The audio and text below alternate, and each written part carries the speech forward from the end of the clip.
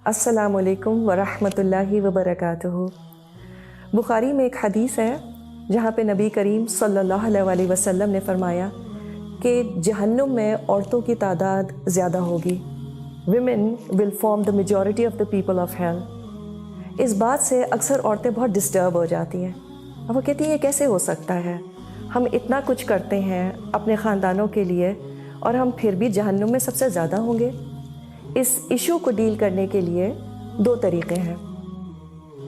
एक तो ये कि इस हदीस को किसी तरह से मैं गलत साबित कर दूँ, trying to find some kind of flaw in this because according to my logic it doesn't make sense. How dare attitude. दूसरा तरीका ये है कि मैं इस बात पर फिक्र करूँ कि आखिर ऐसा क्यों है। Why will most women end up in hell? तो हमें नबी करीम सल्लल्लाहु अलैहि वसल्लम ने इसकी वजूहात भी बता दी और एक वजह यह है कि औरतें शौहरों की शुक्रगुजार नहीं होती।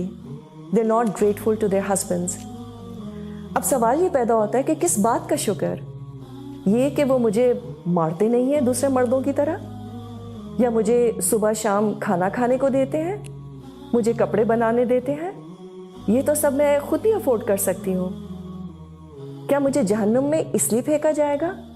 तो फिर मैं क्या कर सकती हूँ। सवाल ये पैदा होता है कि क्या आपके शौहर सिर्फ एक ब्रेड विनर की जिम्मेदारी ही पूरी करते हैं? क्या उन्होंने कभी आपकी परेशानी में आपको अच्छा मशवरा नहीं दिया? क्या उन्होंने कभी आपकी बीमारी में आपका सर नहीं दबाया, आपका ख्याल नहीं रखा?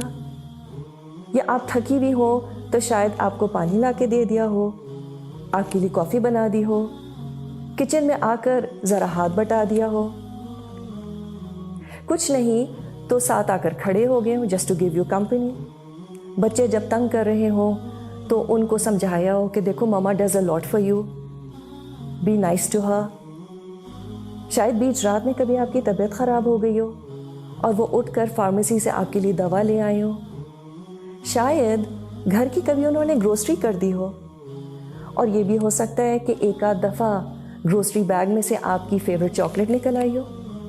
क्या कभी ऐसा नहीं हुआ कि घर में खाना होने के बावजूद उन्होंने कहा हो चलो let's go out for dinner? क्या ये कभी नहीं हुआ कि घर की छोटी मोटी चीज़ें, कोई नल का ख़राब हो गया हो और उन्होंने अपना आधा संडे उसको ठीक करने में लगा दिया हो? और क्यों? क्योंकि आपको परेशानी हो रही थी। And I can keep going on and on. हाँ, ये बिल्कुल हो सकता है कि ये तमाम बातें आपके शौहर ना करते हों। सब शौहर इतने एक्सप्रेसिव नहीं होते।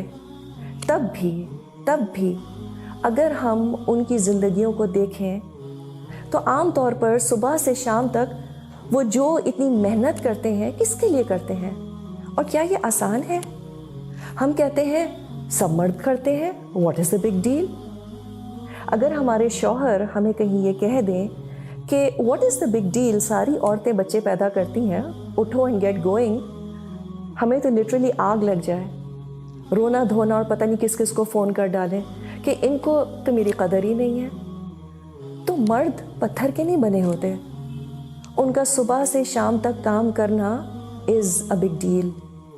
और हमें करना भी क्या है अपने आप को जहन्नुम से बचाने के लिए?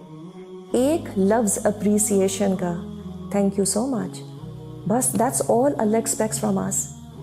जब वो घर आते हैं तो चाय पूछ ली, कुछ प्लेजेंट बातें कर ली, कभी कभी कुछ भी करने की ज़रूरत नहीं होती, बस अपना सारा काम छोड़ के ज़रा हाल हुलिया ठीक करके उनके पास बैठ जाएं जाकर। और इसकी आदत बच्चों को भी डालें। कभी माएँ पिकनिक वगैरह पर अपने बच्चों के साथ क्रिकेट खेलने की कोशिश करती हैं, तो मैं तो एटलीस्ट अपने बच्चों को कहती हूँ देखो इजी बॉल कराना प्लीज़। अल्लाह सुब्हाना ताला is so merciful to us women, he knows us too well. Sometimes he gives us such easy balls to play, मगर हमारा सारा फोकस किस बात पे होता है? But why. थोड़ा सा ज़रा हाउ भी देख लें। It can't get easier than this. And to think of it, Allah ने छोटी छोटी बातों में हम औरतों के लिए इतने बड़े बड़े रिवॉर्ड्स रखे हैं। अल्लाह को ट्रस्ट करके तो देखें। It's all about how we perceive his commands. So the trick is to forget about why and focus on how. It doesn't get simpler than this.